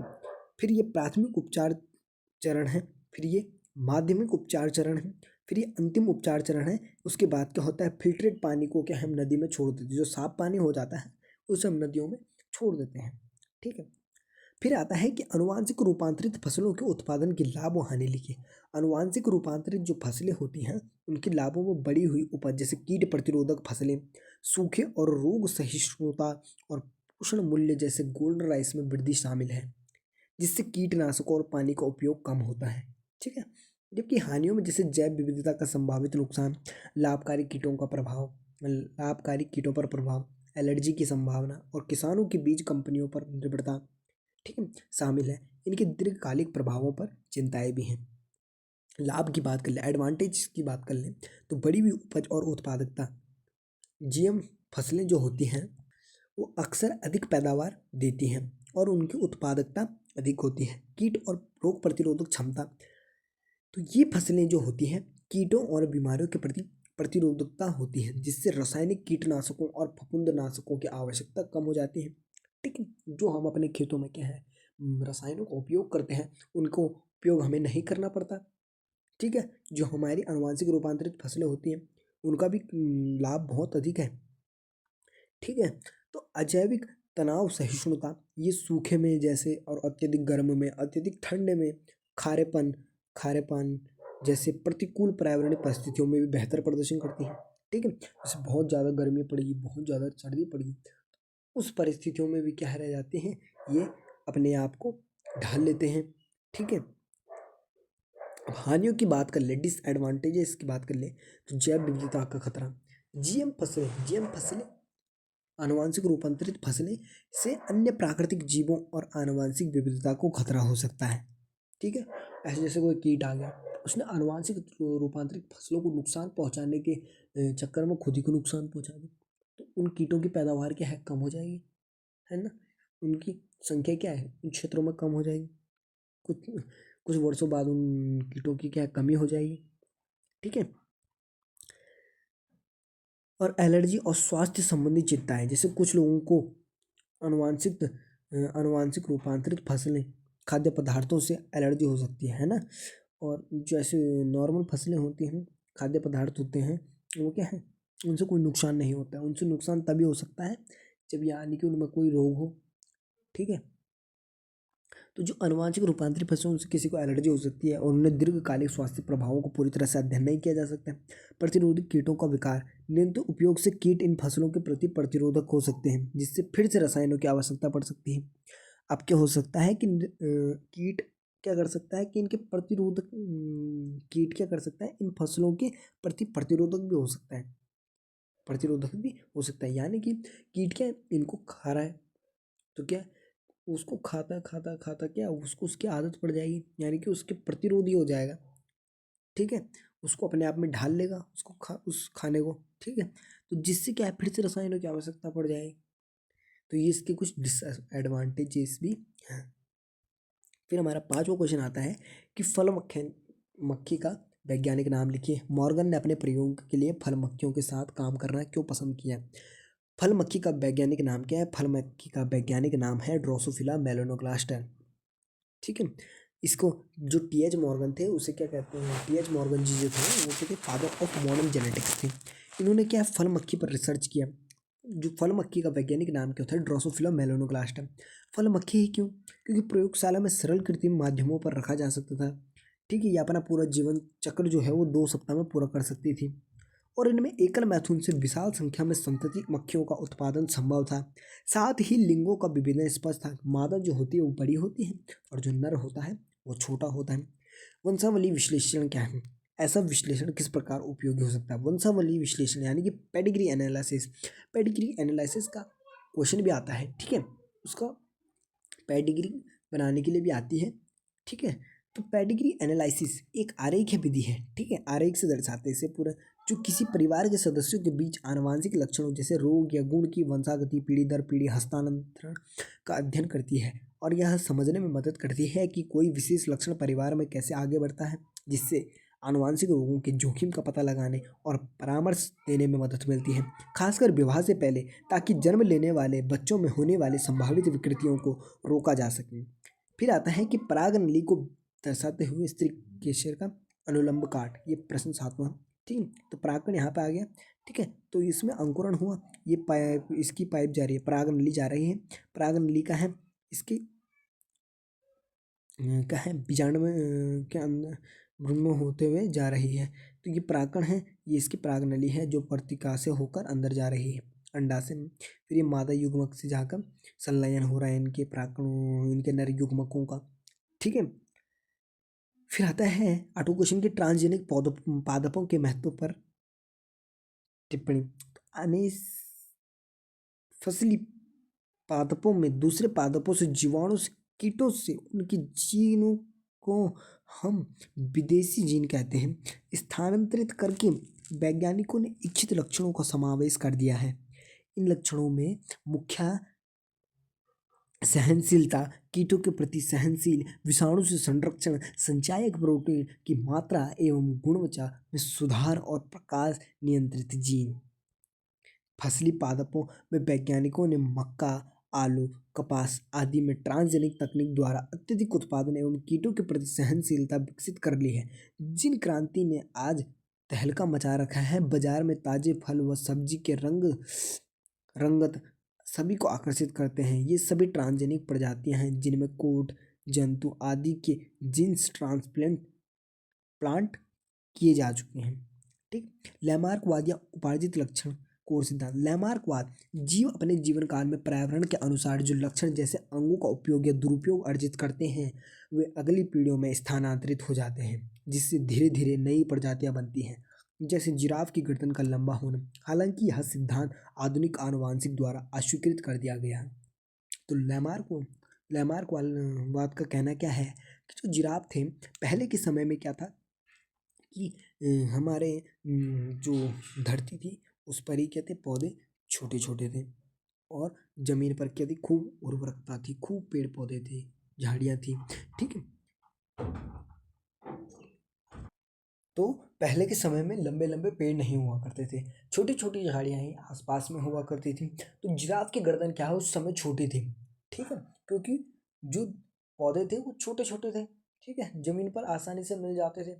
पर जैसे जैसे सूखा बढ़ता गया तो क्या है, पेड़ पौधे कुछ ऊंचे ऊंचे पेड़ पौधे बच गए और जमीन पर जो घासें थी वो क्या है, कम हो गई, झाड़ियों की संख्याएं कम हो गई। तो क्या है, जो जिराफ था उसने क्या कर दिया, गर्दन को उठाना शुरू कर दिया। ठीक है, उठाना शुरू कर दिया। तो धीरे धीरे उठा उठा कर उसने क्या, अपनी गर्दन को लंबा कर दिया। ये क्या है, लैमार्कवाद का कहना है। ठीक है। अब हम अपने प्रश्न नंबर 10वें में आते हैं कि हर्षे व चेज के प्रयोग का उल्लेख कीजिए जिनमें उन्होंने सिद्धांत सिद्ध किया है कि डीएनए ही आनुवंशिक पदार्थ है। हर्षे चेज ने 1952 में अपने प्रयोग द्वारा सिद्ध किया कि डीएनए ही आनुवंशिक पदार्थ है, जिसमें उन्होंने बैक्टीरियोफेज और इकोलाई जीवाणुओं का उपयोग किया। उन्होंने जीवाणुओं का उपयोग किया। उन्होंने विषाणुओं के प्रोटीन सल्फर से चिन्हित और डीएनए 32 फॉस्फोरस से चिन्हित को अलग अलग लेबल किया और पाया कि केवल डीएनए ही जीवाणु कोशिका में प्रवेश करता है, जो नए विषाणु बनाने के लिए आवश्यक था, जिससे यह साबित हुआ कि डीएनए ही आनुवंशिक सूचना ले जाने वाला पदार्थ है, ना कि प्रोटीन। ठीक है। देखो ये क्या हमारा बैक्टीरियोफाज है और इसमें क्या है, हमने इसका जो बाहर वाला कैप्सूल ले लिया है वो क्या है, विकिरण सक्रिय 35 सल्फर ले लिया है और अंदर हमने कितना ले लिया इसमें, 35 सल्फर ले लिया। ठीक है। हाँ। और ये हमारा 32 फॉस्फोरस ले लिया है, विकिरण आंतरिक कर लिया। फिर इसके अंदर डाला हमने, संक्रमण किया, अनावरण किया, फिर अपकेंद्रण हुआ। ठीक है। सेंट्रीफ्यूज हुआ। फिर उसके बाद हमने देखा विकिरण 35 सल्फर का पता नहीं लगा, फिर विकिरण 35 सल्फर का पता लगा। ठीक है। फिर कोशिकाओं में विकिरण 32 फॉस्फोरस का पता लगा, विकिरण का पता नहीं लगा। ठीक है। तो इस प्रकार से क्या है, डीएनए या आनुवंशिक पदार्थ है, ये इन्होंने सिद्ध किया। ठीक है। फिर आता है चारगाफ का नियम। चारगाफ का नियम बताता है कि किसी भी डीएनए में एडेनिन की मात्रा थाइमिन के बराबर होती है और ग्वानिन की मात्रा साइटोसिन के बराबर होती है, यानी कि एडेनिन बराबर थाइमिन, ग्वानिन बराबर साइटोसिन, जिससे प्यूरिन प्लस एजी और पायरिमिडिन टी प्लस सी का कुल अनुपात 1:1 होता है और ए प्लस जी बराबर टी प्लस सी। फिर 12 नंबर का क्वेश्चन आता है कि बायोगैस क्या है, इसका उत्पादन कैसे किया जाता है, बायोगैस उत्पादन में प्रयुक्त किए जाने वाले सूक्ष्म जीव का नाम लिखिए। तो बायोगैस मीथेन और कार्बन डाइऑक्साइड जैसी गैसों का मिश्रण है जो ऑक्सीजन की अनुपस्थिति में जैविक कचरे जैसे गोबर, कृषि अपशिष्ट, खाद्य अपशिष्ट के अवयव पाचन से बनती है, जिसका उपयोग ईंधन और बिजली के लिए किया जाता है, जिसके उत्पादन में मैथेनोजेनिक बैक्टीरिया जैसे सूक्ष्म जीव मुख्य भूमिका निभाते हैं, जो जैविक पदार्थों को तोड़कर गैस बनाते हैं, जिससे स्वच्छ ऊर्जा मिलती है और अपशिष्ट प्रबंधन में मदद मिलती है। ठीक है। ये होता है हमारा बायोगैस का पूरा सिस्टम, बायोगैस संयंत्र का एक प्रारूप। ठीक है। फिर 13 क्वेश्चन आता है हमारे कि प्रतिजैविक पदार्थ क्या है, इनकी खोज किसने की थी, किन्हीं दो प्रतिजैविक पदार्थ के स्रोत एवं उनके कार्य का उल्लेख कीजिए। प्रतिजैविक पदार्थ वे रासायनिक पदार्थ होते हैं जो हानिकारक सूक्ष्म जीवों को मारकर या उनकी वृद्धि रोककर संक्रामक रोगों का इलाज करते हैं। इनकी खोज अलेक्जेंडर फ्लेमिंग ने 1928 में पेनिसिलिन के रूप में की थी। दो उदाहरण है, पेनिसिलिन फफूंद कार्य जीवाणु संक्रमण का इलाज और स्ट्रेप्टोमाइसिन जीवाणु इसका कार्य है तपेदिक और मस्तिष्क ज्वर का इलाज करना। उल्भेदन किसे कहते हैं, 14 नंबर का क्वेश्चन है कि उल्भेदन एक जन्म पूर्वक जांच है जिसमें गर्भावस्था के दौरान भ्रूण से जोड़े एमनियोटिक द्रव का छोटा सा नमूना लिया जाता है ताकि डाउन सिंड्रोम, स्पाइना बिफिडी जैसे अनुवांशिक विकारों को अन्य स्वास्थ्य समस्याओं का पता लगाया जा सके। यह एक पतली सुई का उपयोग करके माँ के पेट के माध्यम से गर्भाशय में डाली जाती है।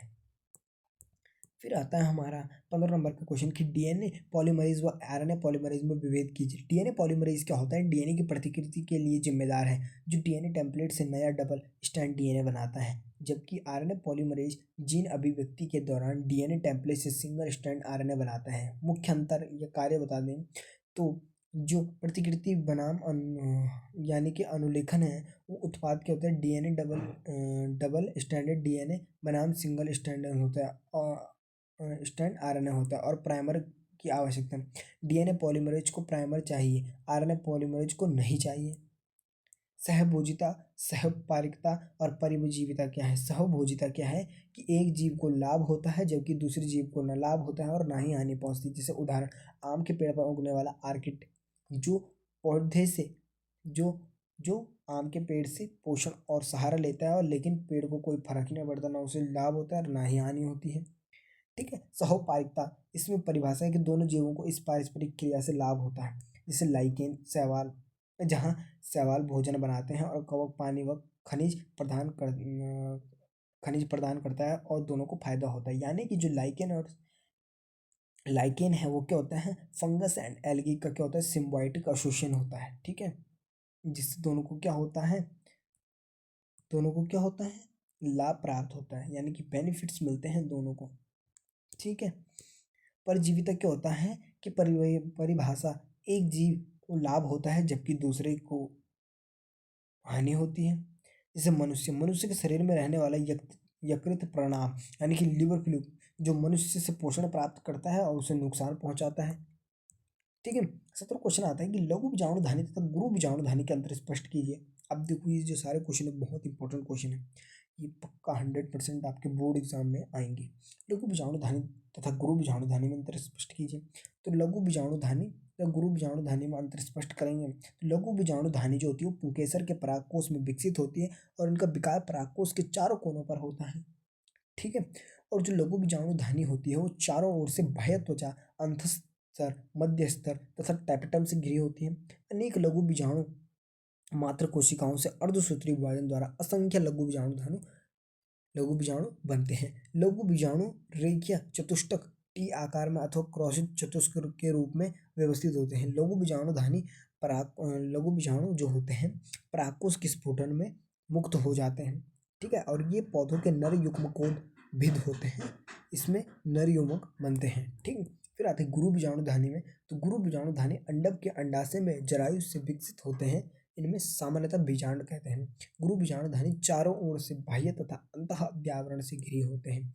एकमात्र गुरु बीजाणु मात्र कोशिका से अर्धसूत्री विभाजन द्वारा 4 अगुणित गुरु बीजाणु बनते हैं। इनमें से 3 नष्ट हो जाते हैं, एक गुरु बीजाणु रह जाता है जो क्रियाशील होता है और क्या करता है? विकसित होता है। इसे हम एक बीजाणु विकास भी कहते हैं। ठीक है। जब क्या होते हैं, 3 गुरु बीजाणु नष्ट हो जाता है और केवल एक बच जाता है, और वो एक क्या है? विकास करता है आगे जाकर। ठीक है। तो उसको हम क्या कहते हैं? एक बीजाणु विकास कहते हैं। ठीक है। फिर आता है गुरु बीजाणु रेखीय क्रम में व्यवस्थित रहता है। ठीक है। गुरु बीजाणु वृद्धि करके भ्रूणकोष बनाते हैं और यह मादा युग्मकोद कहलाता है। इसमें मादा युग्मक अंडक बनाता है। ठीक है। फिर 18 नंबर का क्वेश्चन हमारा आता है कि अनुकूली विकिरण क्या है? अभिसारी विकास तथा अपसारी विकास में अंतर लिखें। तो अनुकूली विकिरण क्या है कि एक ही पूर्व प्रजाति से तेजी से कई नई प्रजातियों को विकसित होना, एक ही पूर्वज प्रजाति से तेजी से कई नई प्रजातियों को विकसित होना ताकि वे विभिन्न पर्यावरणीय स्थानों को भर सकें, जैसे डार्विन फिंच पक्षी। अपसारी विकास क्या होता है कि एक ही पूर्वज से अलग अलग दिशाओं में विकसित होने की प्रक्रिया है जो अनुकूली विकिरण को जन्म दे सकती है। जबकि अभिसारी विकास विभिन्न पूर्वजों से निकलने प्रजातियों का समान वातावरण के कारण समान लक्षण विकसित करना है, जैसे शार्क और डॉल्फिन।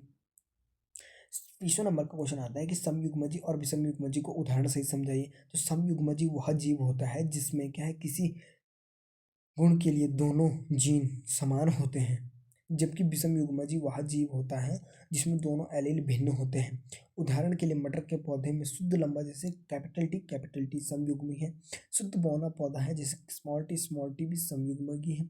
और जो लंबा और बौना पौधा है, जो लंबा बौना पौधा है वो क्या है, जैसे विषम युग्म की small capital T small T है, जहाँ कैपिटल टी लंबापन है और स्मॉल टी बौनापन को दर्शाता है।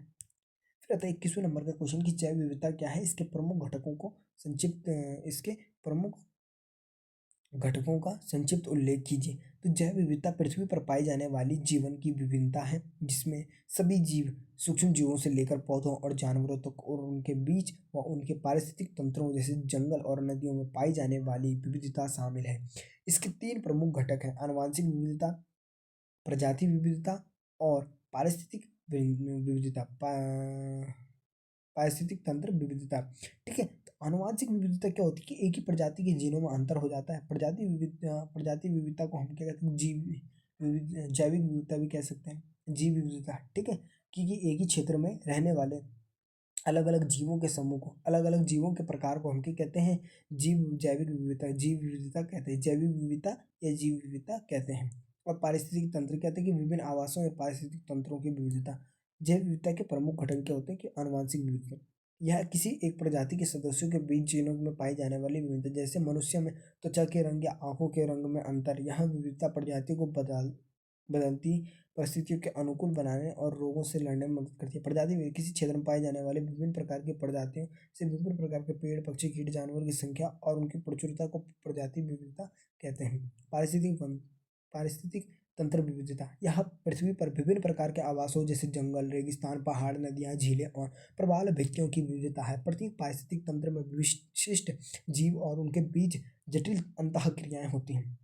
अनुलेखन, फिर क्वेश्चन आता है प्रश्न नंबर 22 कि अनुलेखन से क्या तात्पर्य है। जीवाणु में अनुलेखन प्रक्रिया का वर्णन कीजिए। जैसे अनुलेखन की प्रक्रिया हो रही है, ठीक है, ये पूरा चित्र है, ये आपको बना के आना अगर एग्जाम में आता है कि चित्र द्वारा समझाइए, तो ये पूरा चित्र बनाना है हमने। ठीक है, प्रारंभन होगा, फिर दीर्घीकरण, फिर समापन। यहाँ पे बताऊंगा कि प्रारंभन में क्या होगा कि आरएनए पॉलीमरेज एंजाइम डीएनए पर एक विशिष्ट स्थान पर, जिसे प्रमोटर कहते हैं, वहां से जुड़ता है। फिर सिग्मा फैक्टर जो होता है वो आरएनए पॉलीमरेज को प्रमोटर से जोड़ने में मदद करता है। इसके बाद डीएनए की दोहरी कुंडली खुल जाती है, जिससे एक टेम्पलेट स्ट्रैंड बनता है। ठीक है, विस्तार यानी कि इसका दीर्घीकरण होगा तो RNA polymerase DNA template strand के साथ 5' से 3' में आगे बढ़ता है और यह राइबोन्यूक्लियोटाइड जोड़कर पूरक आरएनए श्रृंखला बनाता है। आरएनए के बनने के साथ ही सिग्मा कारक अलग हो जाता है और आरएनए पॉलीमरेज आगे बढ़ता रहता है। समापन में देखें तो आरएनए पॉलीमरेज टर्मिनेटर नामक डीएनए अनुक्रम तक पहुंचता है। टर्मिनेटर अनुक्रम पर आरएनए पॉलीमरेज डीएनए टेम्पलेट से अलग हो जाता है और नया आरएनए अणु मुक्त हो जाता है। ठीक है, एक नया आरएनए बनकर तैयार हो जाता है और ये आरएनए पॉलीमरेज अलग हो जाता है। फिर आता है हमारा क्वेश्चन नंबर 23 कि मटर के एक शुद्ध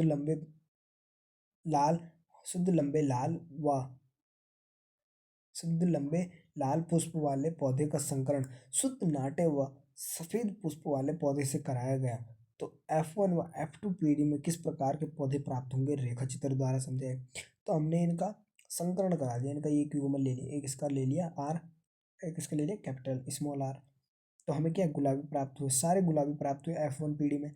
ठीक है, फिर हमने इनका फिर क्रॉस कराया, F2 पीढ़ी में हमें क्या फिनोटाइप की तरह मिला, फिनोटाइप यानी कि लक्षण प्रारूप का मिला, एक लाल मिला, दो गुलाबी मिले और एक श्वेत मिला। फिर जीनोटाइप यानी कि जीन प्रारूप की बात कर लें तो इसमें 1:2:1। ठीक है, फिर आ जाते हैं प्रश्न नंबर 25 में कि एक संकर का प्रयोग करते हुए प्रभाविता के नियम की व्याख्या कीजिए। एक ही लक्षण के लिए विपर्यायी पौधे के मध्य संकरण एक संकर क्रॉस कहलाता है। जैसे मटर के लंबे पौधे व पौने पौधे के मध्य संकर कराया गया संकरण F1 पीढ़ी में सभी पौधे लंबे किंतु विषम युग्मजी होते हैं। ठीक है, जैसे ये हैं युग्मक हैं, एक शुद्ध लंबा है, एक शुद्ध पौना है, तो इसमें क्या एक विषम, सभी F1 पीढ़ी में सारे लंबे हैं पर क्या है वो विषम युग्मजी हैं।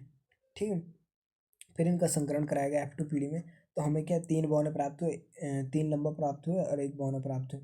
जीनोटाइप की बात कर ले तो हमें शुद्ध लंबा प्राप्त हुआ, संकर लंबा प्राप्त हुआ और बौना हुआ, यानी कि 1:2:1। प्रश्न नंबर 26 की बात कर लें कि शिशु का रुधिर वर्ग O है तो पिता का रुधिर वर्ग A है और माता का B है, तो जनकों के जीनोटाइप मालूम करें और अन्य संततियों में प्रत्याशित जीनोटाइपों की जानकारी प्राप्त करें। यानी कि शिशु का रुधिर वर्ग जो है वो क्या है, O है, और O रुधिर वर्ग अप्रभावी अलील की संयुग्मजीय स्थिति से उत्पन्न होता है। अतः शिशु का जीनोटाइप आई आई होगा। इसका अर्थ है कि उसके प्रत्येक जनक से आई एलील प्राप्त होता है। पिता का रुधिर वर्ग ए है, अतः यह ए रक्त समूह विषम युग्मजीय होना चाहिए, तभी पिता आई का योगदान कर सकेंगे। अतः पिता का जीनोटाइप आई है। रुको दिखाते हैं अभी क्या सा है, नीचे क्रॉस कराया है, देखते हैं ये है। यानी कि अगर बच्चे का ओ है तो वो कुछ इस प्रकार से होगा, यानी कि माता के पास के दो एलील होंगे, एक आई बी होगा और एक होगा आई, ठीक है, खाली, और एक पिता के पास होगा आई ए और एक होगा आई, ठीक है, नॉर्मल। फिर जब इनका क्रॉस कराएंगे तो हमें एक तो ए बी प्राप्त होगा और एक होगा बी, एक हम ए ग्रुप प्राप्त होगा और एक हम होगा ओ। तो यानी कि ये बच्चे का जो हमें क्या है ओ ग्रुप यहीं से मिलता है, यानी कि जो मादा का आई है और पिता का आई है और एक मादा का आई, इन दोनों का आई का मिलने से क्या है हमें क्या है ओ ब्लड ग्रुप प्राप्त हो गया, ठीक है। ऐसे कुछ इस टाइप के क्वेश्चन आते हैं, ठीक है। नीट में भी ऐसे क्वेश्चन पूछे जाते हैं, बीएससी नर्सिंग में भी आपके कुछ ऐसे क्वेश्चन पूछे जाते हैं, ठीक है।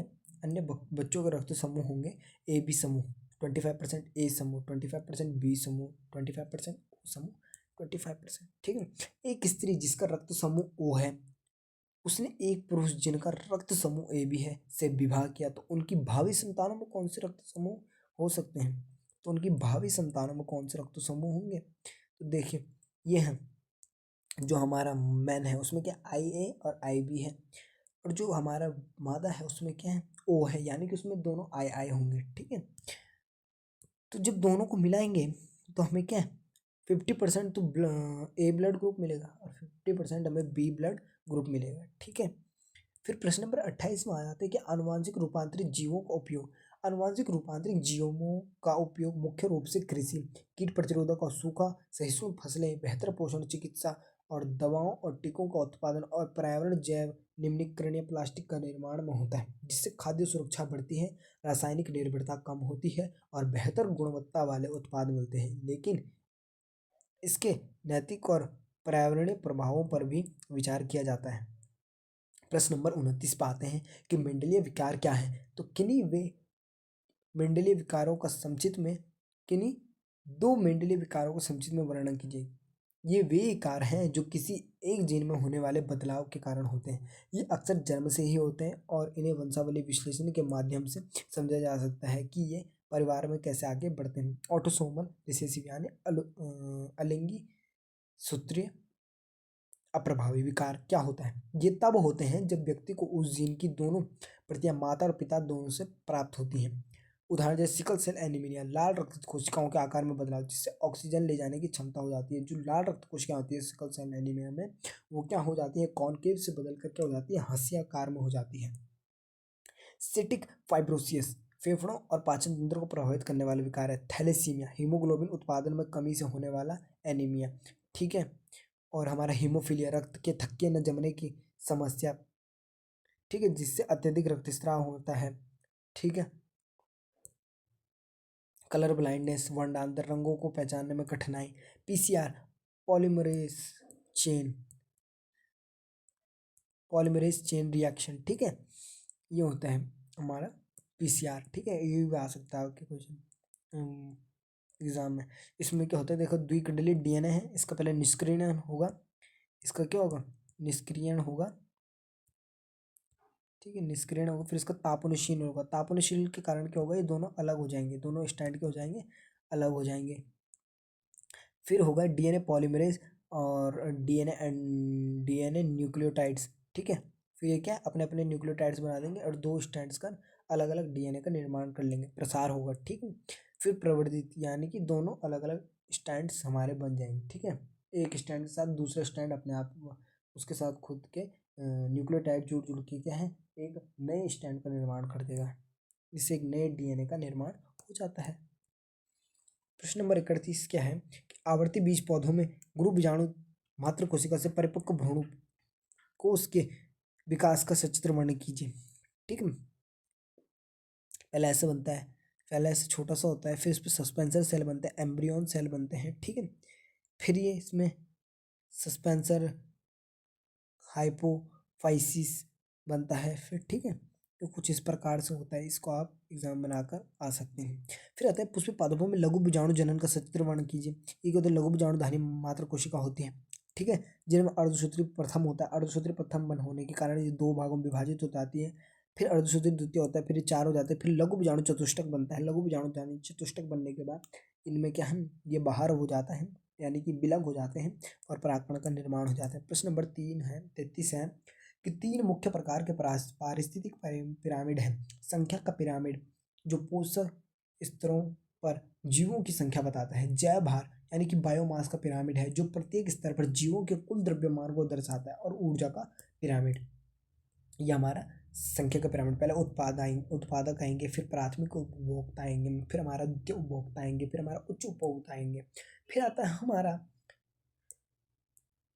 ये हमारे जय भार का पिरामिड है। पहले हमारा जय भार का पिरामिड है, ठीक है।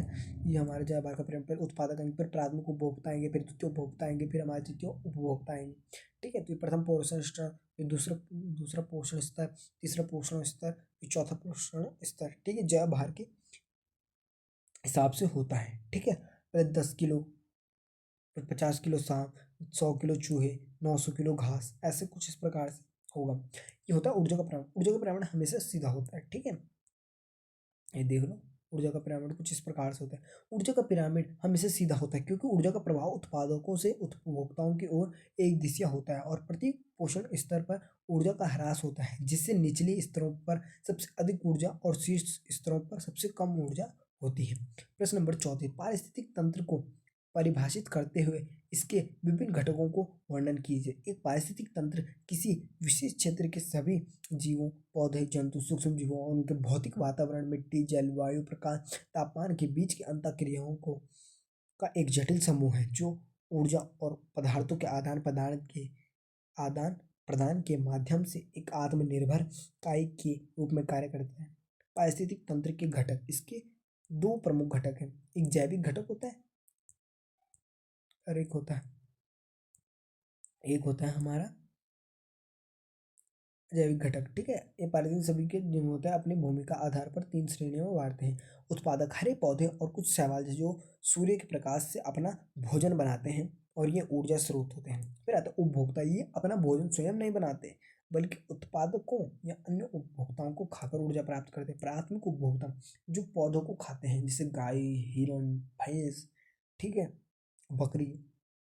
द्वितीय उपभोक्ता मांसाहारी जो शाकाहारियों को खाते हैं जैसे मेंढक, सांप, ठीक है। तृतीय उपभोक्ता उच्च मांसाहारी जो द्वितीय उपभोक्ताओं को खाते हैं जैसे शेर, चीता, बाज, ठीक है। सर्वाहारी जो पौधे और जंतु दोनों खाते हैं जैसे मनुष्य, कुत्ता, ठीक है। अब घटक के होते हैं कि जीवाणु और कवक जो मृत जीवों को अपशिष्ट पदार्थों को सरल अकार्बनिक पदार्थों में तोड़ते हैं जिससे पोषक तत्व मिट्टी में वापस मिल जाते हैं, ठीक है। फिर आता है हमारा प्रश्न नंबर 35वां कि मनुष्य में प्रतिरक्षा तंत्र के चार अंगों के नाम लिखे। प्रतिरक्षा के चार अंग हैं bone marrow, thymus, spleen, lymph nodes जो प्रतिरक्षा कोशिकाओं के उत्पादन, परिपक्वन और सक्रियण में महत्वपूर्ण भूमिका निभाते हैं। साथ ही त्वचा और श्लेष्म झिल्ली भी पहली रक्षा पंक्ति होती है। अस्थि मज्जा यह सभी रक्त कोशिकाओं का उत्पादन करता है जो प्रतिरक्षा प्रणाली के आवश्यक है। थाइमस यह वह ग्रंथि है जहाँ टी लिम्फोसाइट्स परिपक्व होती हैं जो सेल मध्यस्थ प्रतिरक्षा के लिए महत्वपूर्ण है। लसिका ग्रंथि यहाँ क्या होती है कि ये पूरे शरीर में फैली संरचनाएं होती है जो रोगाणु को छानती हैं, ठीक है। प्लीहा क्या होती है, ये रक्त को फिल्टर करती है और पुरानी लाल रक्त कोशिकाओं को हटाता है और रक्त जनित रोगाणुओं के खिलाफ प्रतिरक्षा प्रतिक्रिया शुरू करता है। तो थैंक यू स्टूडेंट्स, अब हम मिलते हैं अगली वीडियो में, उसमें आएंगे हमारे सभी महत्वपूर्ण चित्र। फिर उसके बाद एक सीरीज और आएगी जिसमें हम क्या करेंगे, 300 MCQs करेंगे जो मोस्ट इंपॉर्टेंट होंगे, ठीक है। और ये मोस्ट इंपॉर्टेंट क्वेश्चन है जो आपके बोर्ड में 100% आएंगे, ठीक है। तीन सीरीज आएंगी, फर्स्ट सीरीज हमारी ये है, सेकंड सीरीज हमारी चित्र वाली आएगी और थर्ड सीरीज हमारी MCQ की आएगी। Thank you.